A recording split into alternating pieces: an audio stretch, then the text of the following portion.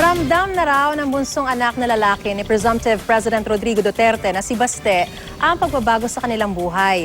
Ang ilan gustong malaman kung single ba ang magiging presidential son. Alamin yan sa exclusive one-on-one interview ni Ian Cruz. Bago pa man manguna sa bilangan si Presumptive President Rodrigo Duterte, napansin na sa social media ang anak niyang si Sebastiano Baste na kinakikiligan ng ilan. Kagabi, nakapanayam ko ang mailap na 28 anyos na bunsong anak ni Duterte sa unang asawa na si Elizabeth Zimmerman. Single pero may dalawang anak sa dalawang naging nobya at bokalista ng banda. Proclamation na lang hinihintay para opisyal lang maging ika-16 na Pangulo ng Pilipinas ang kanyang ama. Ramdam na raw ni Baste ang pagbabago. Palagay ko yung security. Kasi andyan naman talaga dapat yan. And yung mga nagpapapicture.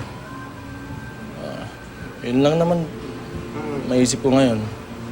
Hindi kayo sanay nung gano'n, yung mas marami pa yung nagpapapicture? Hindi. Wala. Before that, wala. Nais ni Baste na manatili sa Davao City, ayaw niya raw ng traffic sa Metro Manila. Tulad ng kanyang ama, wala raw pabor-pabor sa kanya. Pero paano nga ba maging ama't lolo si Digong? Paano siya magalit? Pag nagagalit talaga. Anong ginagawa niya? Typical 90s kid. Yung mga sinusunturo, pinaglaruan ko yung baril. Nagalit? Nagalit. Kasi delikado yan eh. Ilang taong ka nun? Grade, I think I was 10 years old. Mahilig ko. Anong ginagawa niya lagi pagka nakikita yung mga anak niya? Pinapalaro niya lang dyan, tinitingnan niya lang. Minsan kinakarga niya. Ganun lang.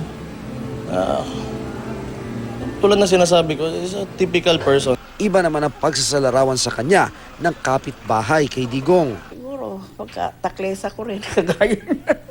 Yan ang naging common denominator. Ano ba, yung kaibigan kami na totoo ba na walang halong kailangan maging formal ka? Hindi ganyan. Kasi kanya, yung kaibigan lang. Minsan nga, ibiniro niya ako. Ikaw, Inday, matagal ka na pumupunta sa bahay ko. Ni minsan, duster ka lang. Hindi kita nakita, nagadamit ka ng May plano sana silang victory party sa kanilang neighborhood.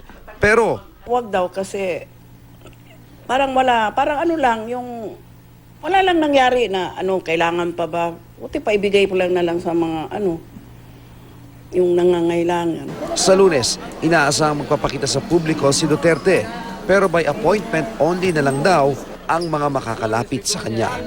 Wala sa Davao City, Ian Cruz, nakatutok 24 oras.